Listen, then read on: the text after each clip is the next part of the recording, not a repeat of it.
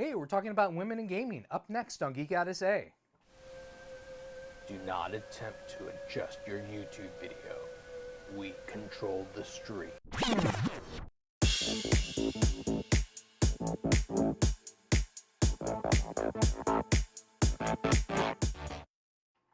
And welcome back to Geek Out SA. It's Friday and we're having fun. We have a guest. It's been a while since we had a guest.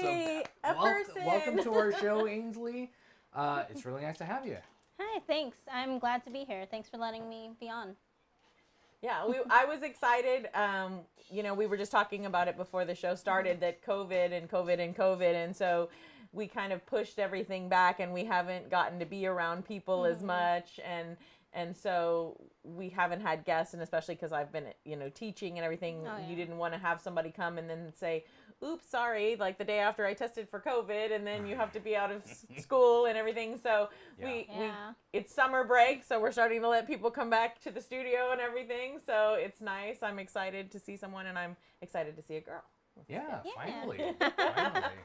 Because I know we've discussed this in the past, but we haven't really talked about it with a woman gamer, or have we? We have a little bit, but it's usually more me complaining about being a woman in gaming. I mean, other than I'll yourself. add to those complaints. Yes. All right. Yeah. Ainsley can share because I'm sure she has lots of stories. And I think it's interesting because I have more of like the tabletop lens, but you have more of like the video gaming lens, and trying to do those activities with dudes. Let's just be honest, dudes. And in gaming. So, but I guess we should let Ainsley tell everybody first, like, how she's involved in gaming here in San Antonio. So you're part of a group, right? Yes. Yeah. I'm Ansley. I'm a part of the Greater Gaming Society of San Antonio. I'm in charge of it, and we are a group of game developers and gamers here in San Antonio. We want to bring the community together, and so we host events throughout the city and throughout the year to just bring gamers and game developers together. Yeah. So when you're talking about game developing, because a lot of my students watch, and a lot of people that are interested in gaming, what kind of game developing do you guys kind of do when you do events? Well, when we do a game development event, one of the things we do is a game jam. So in a game jam, you make a game in like 48 hours.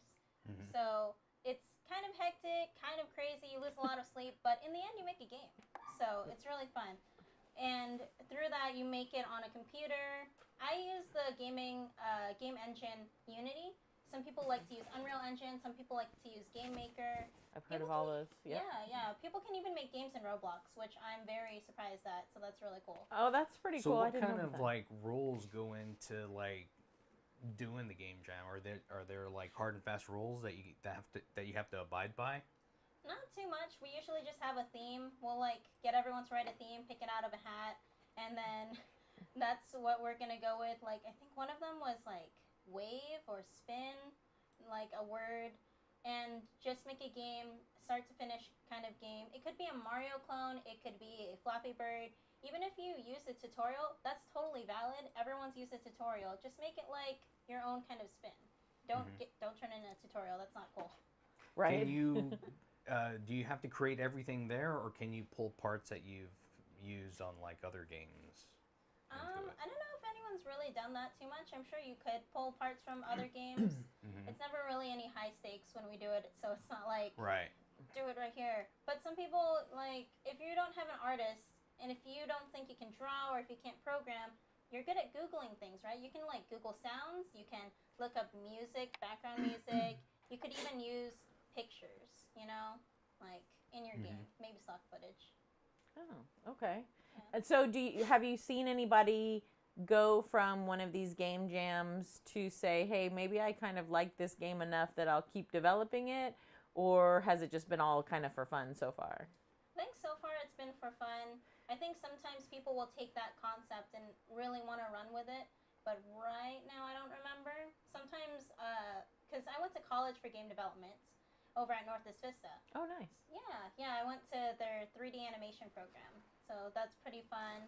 And when you graduate, right before you graduate, they put all of the artists, all of the programmers, all of the producers and musician people, they put them in a class for their capstone class. And in order to graduate, you have to make it through one semester and make a game with all these other people. So. Wow. So what was your game that you made? Oh my god, I love it so much.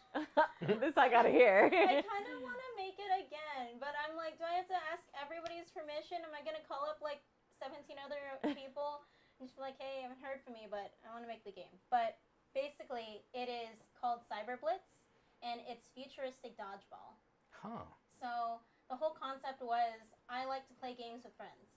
So I was like, why don't we just make a multiplayer game? And everyone else was like, all right, yeah, cool. And dodgeball seemed cool. We were throwing up a lot of different ideas. One of my friends still wants to make like Grand Theft Shark, which is like Grand Theft Shark. Okay, that sounds kind of fun, actually. Yeah, it's like he had a whole concept. I'm gonna shout out Pat. Pat, if you ever watch this, I'm shouting out Grand Theft Shark because he was like, we should make a game where you play as a shark. And it's like Grand Theft Auto, but you're a shark and you're eating people and you get points. And everyone was like, sounds really dumb. And then years later, Maneater came out. And he's like, look at this. Look at what we could have had. We could have had Grand Theft Shark.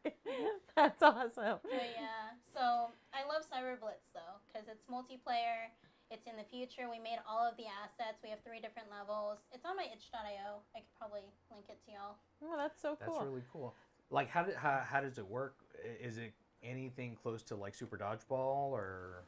I haven't played that, but it is just like you can play it on the controller. You can also play on keyboard, and it's like it's a basic grab the dodgeball, throw it. We have special dodgeballs as well, like a bomb, a freeze one. We did not know how difficult it would be, actually, because I wasn't like very programmer heavy when we were in college. I learned more programming outside of college, but so when I went to the programmers, like, so we're going to do a multiplayer. And they're like, do you know how hard it is to be like, okay, this controller is this. This says this, blah, blah, blah. And I was like, no, but we're doing it. So we have a Creeper Boy on here. He says, I need to play Grand Theft Shark right now. There you go. You're going to have to tell your friend Pat that that's got to happen. Right now. So it needs to happen. So since you were in college, did you feel like that group was more open-minded, or even in that college setting, did you have some of those pitfalls of being a woman in gaming where they were like, oh, well, you're just a girl, you know, you're just kind of a poser? Actually, going through college, yes, there was some of that. But once you get to the point where you're actually graduating, everyone's kind of known each other because we've been through the same classes. There's not that many of us in the program anyway. So I was actually the lead of that whole group, so I had to like tell everyone what to do with like the scheduling, whatever. And we had like a lot of respect between like the different artists who were female or like any of the female classmates. And a couple of our teachers were also female, so that was good. Really good. But definitely when I first started, I don't think I've ever really told these stories before, so it's fun. Man, like my baby's first game dev class, there were some judgy dudes. I was like, I came in there, I'm like, my favorite game is Animal Crossing and Harvest Moon, and I'm a casual gamer, like, that's what I like. And the guy scoffs at me in my first game intro class. He's like, those aren't real games. I play Call of Duty. Like, verbatim Call of Duty. I know everyone uses that. But that was not his wrong. go-to. It's like every... But that's the thing. That's even happens because we're going to talk about it from a tabletop game stance perspective, because that happens a lot because we go through and we're casual gamers, but we also have created games, board games and card games. So there's a lot of people that go through, oh, well, this doesn't have all these rules that do this. Well, I was like, well, that's not the kind of games I like to play, so I'm not going to create games I don't like to play. So, I think there's always going to be these gatekeepers, right? In any kind of fandom, no matter what it is, you know, Star Wars, Star Trek, gaming. There's always these gatekeepers that's like, well, you can't be part of my fandom because you don't do all the super cool stuff I do, We're experiencing this right now with like Star Wars. Oh, yeah. Oh, Big gosh. time. I heard a little bit about it. I don't know that much. A lot of the gatekeepers in Star Wars have a problem with any kind of ethnic diversity. And so anytime that there's anyone who has, any kind of skin color whatsoever and is female, forget it. They don't want her. They don't want her to be in there. Why did she get that role? Why does she have that part? So it's a big thing in fandom. And I hate to say this, and I don't know if you feel this way, but I think some of it is because a lot of the people in the fandom grew up with women in comics, women in video games, are in the tight clothing, showing off all their assets.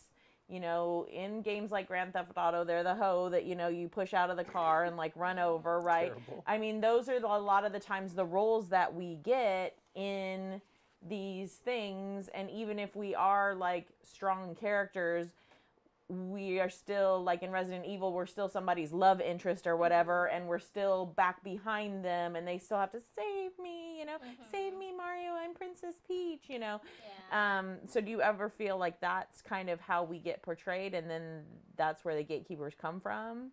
Yeah, I feel like there's a lot of weird portrayal of like women in games, or even if it's weird, it's like a weird fine line, because like sometimes people who create these women characters are like, I do want her to be a busty woman. I want her to be a strong, busty woman who can step on people. Let's go, Bayonetta. But then some people are like, well, then why do you complain when guys like that? And like, I'm strong and beautiful for me. All right? Like, this is a representation. Because, I don't know.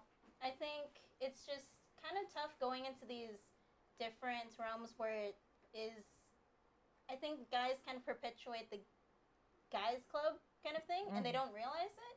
And I find it weird that Star Wars is kind of that way, because I remember that Star Trek had their first, like the TV's first interracial kiss was with the, I don't remember her name.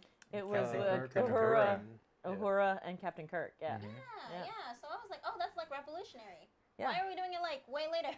Yeah, like why can't we catch up with anything? So, but I've seen a lot of girls especially in video gaming, they get it's this weird dichotomy. You're either too pretty, like you're pretty and little and cute and you wear makeup, so you must be too girly and too cute. And so you must not be a serious gamer and you must be some kind of poser, right? Or then you're not hot, or you're like too butch, and then you're pretending to be a man so that you can be a serious gamer. Right? It's like I can't win no matter what I am.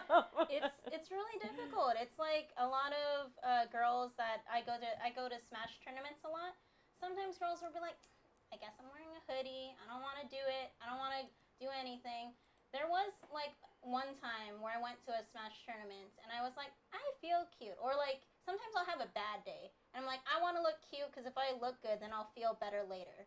So then I dressed up in a dress and I was like, all right, I'm good. I'm at a tournament, chilling with friends. And someone's like, whoa, is it your birthday or something? I'm like, no, I just want to wear a dress, but I guess I'm going to wear a hoodie next time. God, I don't want anyone to look at me. Like, it's really hard because, like you said, like, if you're too pretty, is she good at the game? But, like, why does that matter? Like, why are dudes allowed to wear whatever they want and then not get questioned how good they are at the game? Like, I'm not good at Smash Brothers. That's fine. I can live with it. But, like, don't think it's because I took the 10 minutes to put stuff on my face. Well, we experienced, like, we went to a restaurant one time and Colleen was wearing a Ninja Turtles t-shirt. So the guy started asking her, oh, do you know what that is? Do you know what their names are? Yeah. What? Yes. He was like, oh, that's cute. I bet you picked that shirt up somewhere. I bet you don't even know who those guys' names are. Wow. Oh my God. And I was all, excuse you? So then I pointed out all of them and like their character traits and stuff. And he was like, oh, okay, my bad. Should be like in Kevin Eastman and Paul. I know. Start going into it. I was like, do I need to go home and bring my comic when they were book? black and white? Yeah. Well, you couldn't tell and they were edgy. Did you see my gamer pass here? Did you see my comic book lover pass here? Yeah, like that's what we need. We need a little multi-pass that says, no, really, I'm a nerd. Like, I'm a geek. Multi-pass. You know, please don't harass me. And but sometimes they underestimate us, which is Yeah. nice. Oh my gosh, now I remember, there was this one time, I used to be a part of a game, and I worked on it with art and stuff like that, and we were showcasing it at San Japan. And San Japan, I love it, because I am also a huge weeb. I love anime, I love cosplaying. Okay, nice. So, it has nothing to do with the booth, but I wanted to wear a maid outfit, because I had one. And I was like, alright, I'm gonna showcase our game, I'm gonna be a game developer, maid outfit. I'm telling a guy about the game, about how I made a lot of the assets, I made like these character arts, and I was like, yeah, this is our game. And he's like, oh, wow, you guys made this? You developed, you helped make this game? I'm like, yeah, I did character art. And he's like, are you sure? And I'm like, what do you mean? Am I sure? Am I sure? Nah, I'm not sure. No, I'm lying. No, I'm a literal maid, 24/7. This is my outfit. I just came from work and just came I'm straight a maid, over. and I just walked over to this booth, and I just thought I'd start scamming people and telling them that I developed a game. Because why not? Yeah. Well, so I've had it backfire. I got to tell everybody this story. I got to tell you this story because I've had it backfire on me before. So I know what you're going to talk about. So I've learned that sometimes I can play the dumb girl card and like get out of a game if I don't want to be part of it and like lose kind of easily when I actually would know the strategy to win or whatever. Or I can play the dumb girl card and then seem like I'm losing and then kick their butts at the end because I've known the strategy all along. And if you play dumb, they're like, oh, she's stupid. Like, I won't bother her or whatever, right? So we were playing Game of Thrones, and this is like an epic board game. It is like a 12-hour board game, okay? Oh, that sounds amazing. It's horrible. No, it's horrible. We know It's Game of Thrones. the worst. It's the worst. And it's like slow incremental stuff like over and over. So I'm like, oh, okay. So I, acting dumb, I set myself up so that somebody will take me out, okay? And I'm like, yes, they're going to take me out. So I get it all set up and I'm ready and I'm like, oh no, like they're going to take me out. And this dude like sweeps in full on dude fashion and like saves me with his faction. And he's like, we can like have an alliance and I can like help you all night. And I'm like, no, I wanted to get out of the game. Because I had finished all my games, I'm like, okay, I'm ready to go. Yeah, because he was playing something different. Oh. And so he was like, and I was like, I know. Well, it wasn't going to like hit like midnight. Yeah. Oh my gosh. Yeah. Wow. So finally I was like, I'm sorry guys, I've just got to go. Y'all can just kill me. I played like another hour after that fiasco and my I was like, God. oh my That's God. so No, it was like 2 hours. Yeah. It was like 2 hours. We have magic base on here. Hey, it's Angelic. Can you Angelic. read? Hold on. Thank you, Magic. Hello. Yeah, that's my gamer tag, Angelic. When I was 13, I was like, Angelic Song X. That's my name.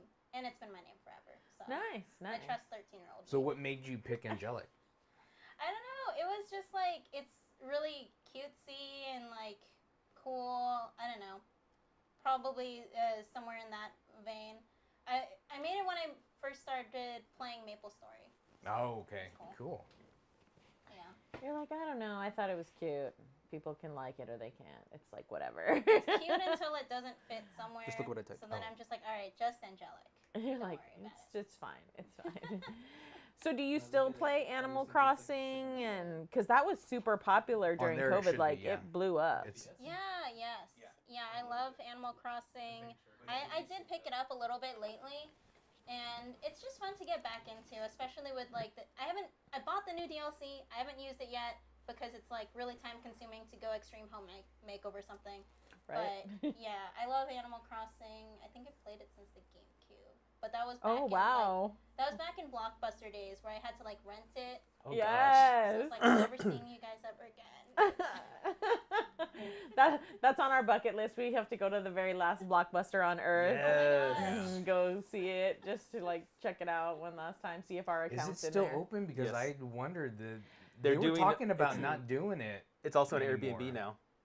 Oh. So you can actually rent out at night the whole Blockbuster as an Airbnb. Oh wow. So I think that's how they're staying alive. That's how they're staying alive. Yeah. Yeah. Everybody just is rooting for them, so I feel like people are just gonna like You have to crowdfund it, go. like even if it's gonna go down, like because COVID was so hard on everything, you know, and especially something a little kitschy like that. So, but oh man, the days of Blockbuster video games. Running down the aisle. Okay, what movie can I watch? What game can I get? What game can I get? That's So- how I played so many games. Exactly. So now that it's 2022, has women in gaming changed any? Yeah, I would say so. For video games, I'd say there's so many good like role models for women in gaming. Because I know, like way back, maybe even 5-10 years ago, there's a lot of stuff you could not say now, right? Mhm. Everyone knows there's a lot of explicitives that are like dead. You can't do it. But it was a lot worse and way more annoying back in the day to be a woman online. Because it's gotten about, to me, I think it's about the same. Because I have a really girly name, Angelic Song X. You know I'm a female, right? Right. Like, and so I get annoyed when, even lately, I'll speak in voice comms like Valorant. You have to communicate. And I'll be like, he's over there. But like my voice is high pitched, so it's like, he's over there. And people are not very nice. And I'm just like, oh, can we just like focus on winning, not on like what I am? Like you're playing a girl character, does it matter right now? Right? We're just trying to play a game, and I thought we all wanted to win. Are we not competitive? Like, is Yeah. this not a thing, or what? Yeah. Because So- why do people think that girls can't press buttons like guys? Yeah, and Right.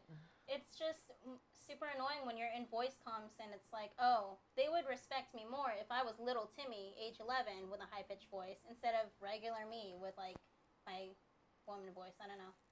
Just But- tell them your mother doesn't love you. That's one way to get rid of them. Yeah, but you know, I think things have definitely improved. I Mhm. think people are a lot more better at calling out people, and as more women become like either pro gamers or even streamers, it's like there's a lot more representation. So you I can't have just seen a lot like that. more women streamers than I have in ages. And I think that's what's helping it, like you said, is seeing the women streaming, seeing the women on Twitch. And I think a lot of us have finally just found our voice, and we're like, you know what, enough is enough. This is not cute. This is not fun anymore. Like, we're kind of sick of it.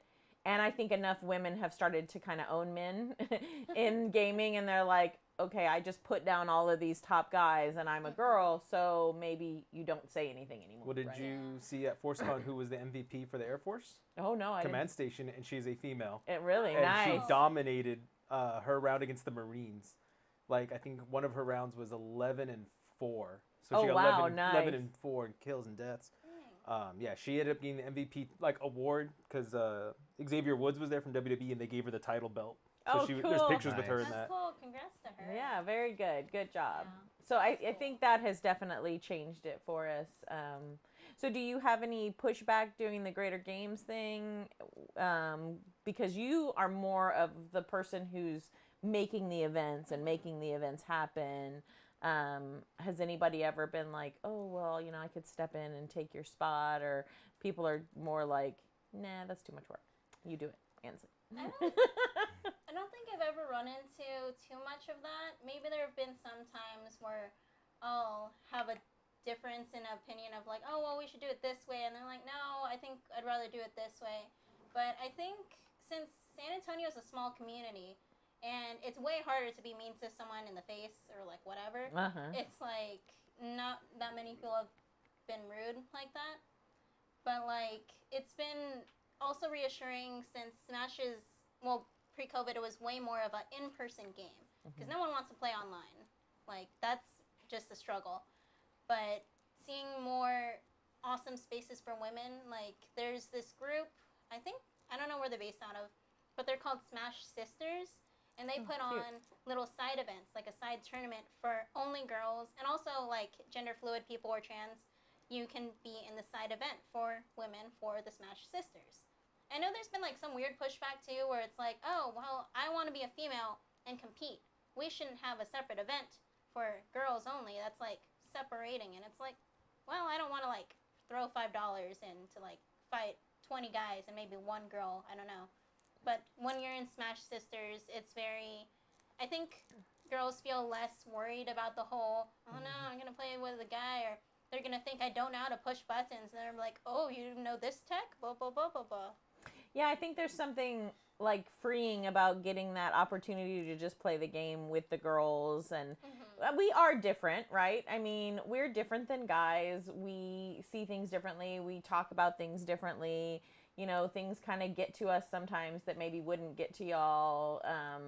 So yeah, I think it's nice sometimes because we don't have to worry so much about being taken seriously. Would always be the better gamers because the majority of women have smaller fingers. Small, very nimble fingers. Yeah. So, yeah. I can understand how you would think that. Yeah. I think sometimes it's also a dedication thing. Or, like, that kind of playing games a lot. Like, I just can't do it. I can't do what my guy friends do where they're, like, labbing for hours. They're like, oh, this tech didn't work. Oh, this move didn't work. Or I gotta do all this stuff. I'm like, yeah, no, my brain doesn't work like that.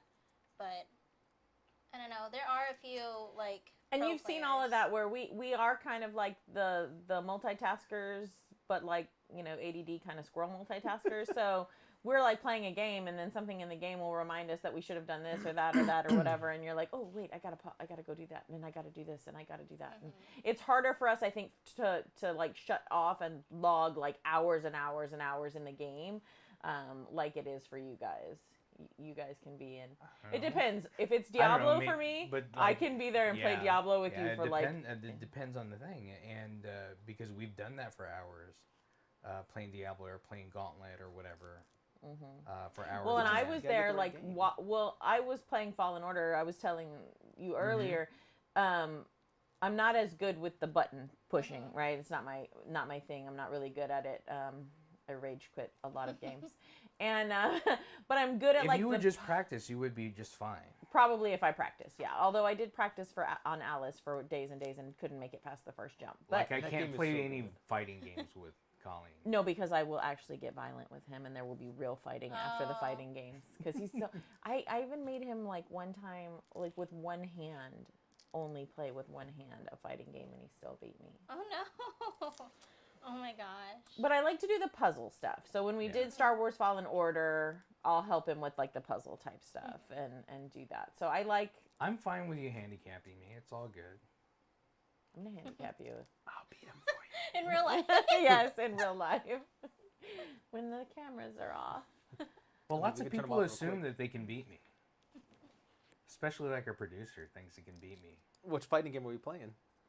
Any? Oh, I gotta see this. I'm gonna videotape this. I'll take him. We'll play Jackie Chan. You want to play on the arcade? You want to play on the arcade? That's a different kind of beast. You mean on 8-bit graphics when you were a baby? Got it. Oh dang, 8-bit graphics. I can still. Let's go, Dead or Alive. Baby. Now we gotta go Dead or Alive. Well, he can't play first. He can't play first-person shooter games because they make him throw up. Oh yeah. Oh, I mean, at least I know I got you there. Period. What about third person? He gets motion. But that's the thing. sick. I'll go through and play like a 10, 11-year-old kid, and playing a fighting game, and totally demolish him. Which most people think, oh, this old guy wouldn't be able to do something like that. Oh yeah, I do because I know how to play. I mean, I expect you know how to play, so I'm taking you in Dead or Alive. That's my game.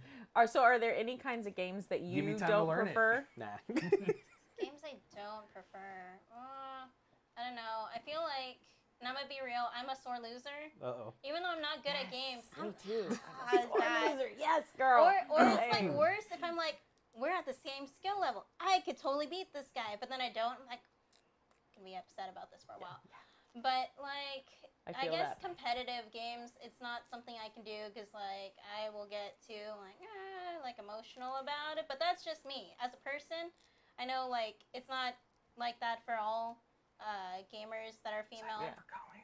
It's like that for me too, though. Yeah, I'm the same way. But no, it's not like that for all gamers that are females. But like, I cannot play Street Fighter, Mortal Kombat, any of that kind of stuff. Like when it's PvP, forget it. I like story games, like Soul Calibur 5, because there was a story in it, and it wasn't just like, oh, you're just gonna fight these people. There was like some semblance of a story, so I was like, I want to know what happens. They tried. I'm in it. They did a good job in trying. Yeah. So what is the next event that you're hoping to do with the Greater Gaming Society of San Antonio? Let's see. There's one that I can't talk about yet because it's not really planned, and I don't want to like overpromise and underdeliver. Right. But I told you about Royal Brawl, so I want to do Royal Brawl too because Royal Brawl is the San Antonio Smash Regional that we had earlier this year. It was really good. We were capping it at 128 singles entrance, and then we also had doubles, and we had a guppy bracket, which is only for beginners. If you have never been in a tournament, if you're also a kid, you're encouraged to be in guppy bracket. And it was... What age bracket can go in the guppy? Like, how old do they have to be? Can, like, my middle schoolers, could they go? Yeah. Oh, okay. That's fine. I think I didn't want to make it, like, super ageist, because I was like, oh, well, what if they're, like, 25 and they've never played in a tournament professionally? Because that's a whole different thing if you're playing with your buddies. Right. So I just said, first tournament, go for it. It was a little... What if you're, like, 48? Yeah, that could work too. I mean, like, if it's your first tournament, Really? you might not know the I've never rules been yet. in a tournament. He's never been in a He tournament. just talks about how he's gonna just not care. Gotcha. Like, if you don't have the stats out there. But it went really, really well. And we raised money for the YMCA to start their esports program because it's amazing. They have an esports program now for the kids at YMCA. Oh, that's so cool. I didn't know that. That's really good. We were talking about it last week, actually, that a lot of the school districts are starting to get it. Yeah. SAISD, Northside ISD, and I think Northeast ISD all have esports teams now. And then with Techport here, there's more places. But when you did your Royal Brawl, where did y'all do it at? It was at the Walsham YMCA, which is like, I don't think it's open to the public. I think right now it's like rented out by somebody, but they have it for events, and also they use all the offices for their staff. But they were really cool. They let us use that whole place, and I'd probably do it there again. I don't know where else I would have it, but Royal Brawl 2, I want it to be bigger. I want to have more prizes. We actually had an insane amount of like pot bonus money. Like, I think it was $1,700 pot bonus. Wow. Dang. Like, on top of the entry fee that people paid into, it's $1,700. And no one expected it because San Antonio, we don't really have a lot of big events here. Like, even, like, especially before the port. So everyone in Texas came out. Then we had people from Corpus, RGV, DFW, like, everyone came by. It was really cool. So I want to make it. You again. mentioned Techport. So what are your views on the Techport arena? I really like it. Techport Arena and anyone at Port San Antonio has been really cool. Before they made the arena, actually, my good friend Stephanie Garcia, she just Googles like gaming in San Antonio, and luckily the Greater Gaming Society was like the first thing that popped up. So she messaged me and she's like, hey, can we meet? I want to talk to you about gaming in San Antonio because we're going to create a esports arena. And at the time I was like, that seems impossible. I don't think that kind of cool thing would be here. But also, coincidentally, when I met her, I just came from Dallas in that area. In Arlington, they have an esports center. And that's where we went for a tournament called Low Tier City. And that was another big Smash regional. So I was like, all right, this is what they had. The lights and the things. And it's not just nerds in front of a TV. It's nerds in front of a huge screen. And Nice, yeah. yeah. It's all the things you want. Yes. Yeah. It's like whenever I had dreamed up of a huge tournament, I think back to, I think the very first PAX South. That's when I was introduced to a lot of the big, like, people on a stage gaming. And that's when I was like, oh, this is huge. I remember that from the first PAX South. That was one of the most impressive cons that I had gone to because it was pretty good. That was pretty good. There was all of that like on the stage, and they really had the magic was there in that very first one. I was like totally bummed. And it was kind of there in the second one, and then after that, it was not so stellar. I love to defend it tooth and nail because I was like an enforcer every single year. But then as I look back, I'm like, man, why did you guys have to do it in January? Why did you guys not plan it? Like, every year they had an excuse of why, of the big three, Sony, Nintendo, and, oh my Xbox, God, Microsoft, why they couldn't be there. Why they wouldn't be there, and they're like, oh, well, they had the electronics convention the other week. Oh, well, they were just at PAX East. I'm like, you know. You know all of these things. That's your job, is to plan around all of that. that. So Yeah. if somebody wanted to come and be in your Royal Brawl event, where can they kind of look to follow you to find out like when these kind of events and things are going to happen? Oh, we have a Twitter for Royal Brawl. Royal Brawl SA. I hope that's the handle, but if you look it up, it'll be there. Also following the Greater Gaming Society. I'll be posting it on those platforms. And I don't know when it'll be. Where can you join the group, Greater Gaming Society of San Antonio? Generally, the Facebook group is a really good first bet. We also have like Twitter, Instagram, the Facebook page, and we also have a Discord. I think that's where people mostly communicate, and I always do the announcements. Usually, I'll start with a monthly announcement because if there's a bunch of gaming events, I want to shout out everyone in San Antonio. Like from the public library, they do a lot of really good events.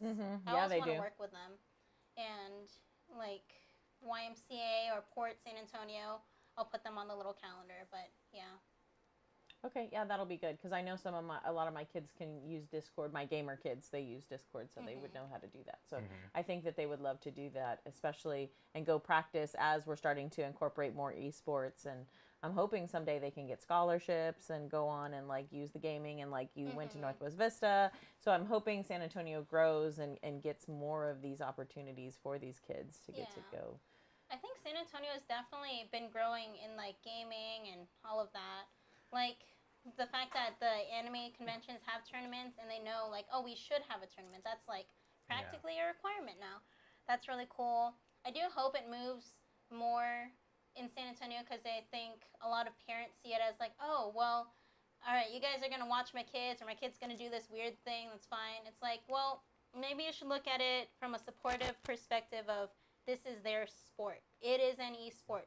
They are training, they are practicing, they're winning money, and that's their passion. Yeah.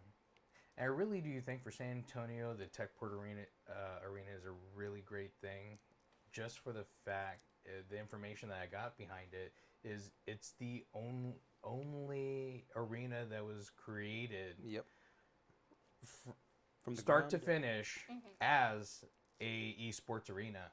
And there's no other I don't know about the world, but I know at least the United States that's been created. Everything has been turned into that type of esports arena, but it was something else before. This one, that's what it is. Yeah. They're always really cool, too, about, like, if you want to host an event or if you want to, like, rent the little computer room or even inquiring about things. They're very open. Well, maybe that's the next thing you need to stream is like something to help moms to understand. Because, I mean, when we think about women in gaming, there isn't a lot of us, right? I mean, there is enough of us that we stand up and we have our voices being heard now, but there's not a whole lot of us. And especially moms, I think they don't get it. They think, oh, my kid is just wasting time just playing that game and that's just making them be quiet or whatever and leave me alone. So maybe you should do something like that and talk to moms about how to... Because I've seen both sides of the coin. I've seen like both extremes. There is like an amazing mom. I'm going to shout her out, Vanessa. Her nickname is like Mama Toaster because her son is Toast. And he's an amazing Smash Bros. Player. And she's been taking her son to every single event. Well, maybe not like every single one. She's also a teacher, so that's kind of a lot. But she's such a huge supporter of the gaming community.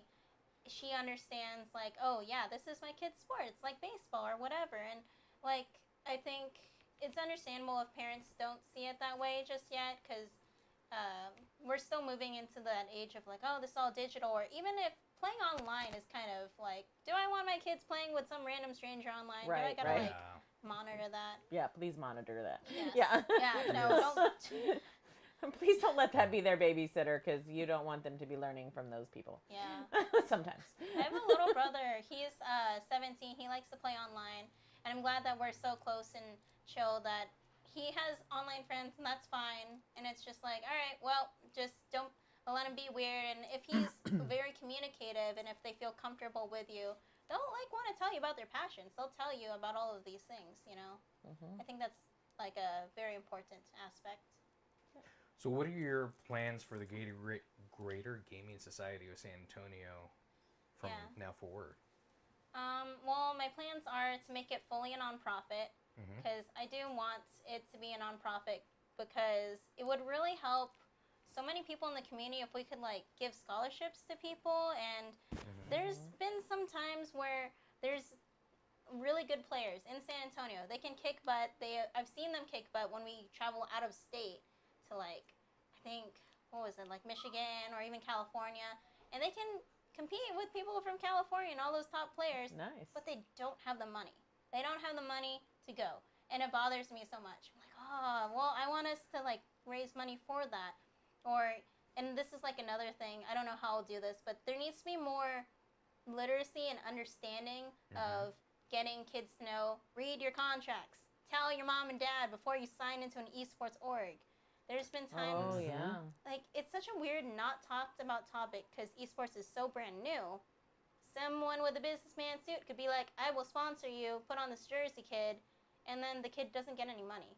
Right. Sometimes people barely get gas money, and that baffles me. It's like the bare minimum. No. Yeah. We just need to get we need to just get HEB to sponsor them, and then they can be Yeah. like a HEB gamer Mike team. Oxlong says, "Happy Friday, Happy Friday." Happy Mike. Friday, Happy Mike. HEB is actually sponsoring the Houston Outlaws, I think. Oh, which is nice. Pretty cool. That's really cool. I did want to reach out to them about like sponsoring Royal Brawl, but then it got to a lot of the paperwork side where the GGS is not a nonprofit yet, and I was like, I will call you guys back when we are. Yeah, when Call we get Thomas that. J. Henry. Does he make you a nonprofit organization? He like is giving out money to everybody. Oh, call him for Oh. money. Yeah. Well, she still needs to I'm make not it a gonna nonprofit. lie, there's like so many big names that I've toyed around with my friends. I'm like, what if I just called Whataburger up and was like, hey, if you give me your table tents, that's the, like, because you have to go to your stations when you play. Like, Station 1, sponsored by Whataburger because it's a tent. That would be That would be cool. so That'd be cool. Yeah, That would be so so cool. That's like it'd be really cool if this happened. That's a lot of what I've been doing throughout my life and even becoming the head of the Greater Gaming Society. I made the first PAX South party because I was like, it'd be really cool if we had a party. Let's just put an Eventbrite out. Let's just bring a bunch of our friends. Maybe 30 people will come. And then the first PAX South party, 300 people came. nice, Dang. nice, Yeah. dang. It was pretty crazy. Well, maybe Really Tim cool. Duncan's out there watching, and he would like to sponsor some kid who would like to go and wear Come like on, a Tim Tim. Duncan jersey Oh, and that'd be be pretty like, cool. you know, a little Punisher going on and some Tim Duncan Tim stuff. Duncan, if you ever want to come on the podcast and talk about it. You know, we know you like gaming, Tim. Come We know on you're in. out there. Yep. Our people will contact your people. Right. Our people That's meaning not my me. job, right? That's Okay. Beta fish. It's not your rules. job. Thank you. We don't let you Interesting contact people. topic. Well, thank you. Yeah, I do Beta want to fish rule. try and find more ways to make it like maybe more either inclusive or like also events for women. Another idea, I'm just spouting ideas at y'all, but We like it. so Royal Brawl was made with the intention of me and my friends wanted a reason to dress up. Like, you don't have a prom when you're an adult, not usually. Right? So we're like, so Royal Brawl, you have to dress up cute or you have to dress up fancy. Not required, but you should. So then a lot of people did, and it was really Oh, cute. that's cute. Like, in my Royal Brawl photos, I'm wearing, like, my old bridesmaid's dress. Felt very pretty, like a princess. Other girls also wore dresses. It was really cool. And it's like, yeah, that's the theme of this event. We're dressing up because we don't get a lot of chances to Yeah. in the gaming It's the space Royal even. Brawl Ball. Yes, yeah. Yes. And then you can play games and listen to EDM at the same time.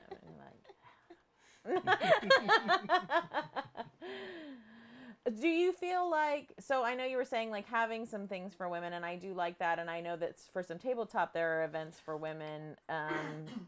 Do you feel like that makes us stand out sometimes a little bit too much, or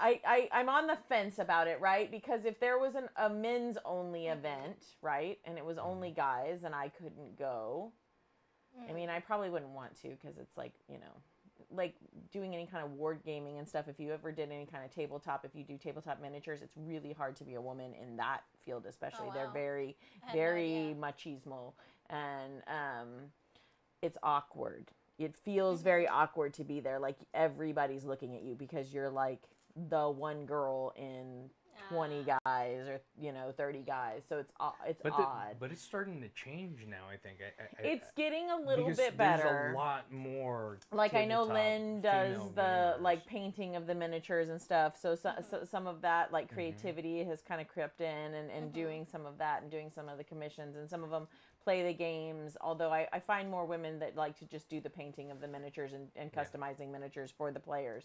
That's cool. But that's always kind of like a gateway into gaming, and they start, maybe I'll try this and see. You don't what even it's know like. how expensive miniatures is. It's a gateway drug for sure. Yes. It is. But yeah, events for specifically women, making them stand out too much. I don't know. It's a fine line, right? Don't you think? Or no? For me, I feel like, because that was also a thing when we did Smash Sisters. They're like, well, why do you want to put the women against the women? Or like, why do you want to do a crew battle of like this group of women from Texas versus these people? It's like, well, like we hardly get to talk because we're the minority. Even though if I'm in that women-based event, it feels like we're not. We really are, and it's just kind of like it's not excluding people. It's, if anything, it's bringing more people in, because then the girls who would be like the girlfriend of a Smash player, they're like, I don't want to play, I don't want to look dumb in front of him, I don't want to be like mad because I can't get a hit in, but with you guys, it's pretty nice and it's very chill. So I think Very cool. Yeah, it's just more welcoming. Awesome. Well, Ansley, thanks for coming by and helping us out here and talking about women in gaming, because it's a really interesting topic that I really wanted to cover this year, because it has changed and things are happening in this community, and we need to make sure that we're promoting it out there. In fact, tonight they're having the grand opening today of Techport Arena. So if you want to go after this, you can. If you're here in San Antonio, go check it out. We may be going right after this. You may be able to catch us there. So go check it out. It's a lot of fun. But thanks for checking this out. If you haven't clicked on the subscribe button, please click on the subscribe button and click on the notification bell so the next time we go live, you know. Where to point. Thanks for checking us out. I'm Vince. I'm Colleen. That's Ansley. That's Aaron over there. Geek out, SA.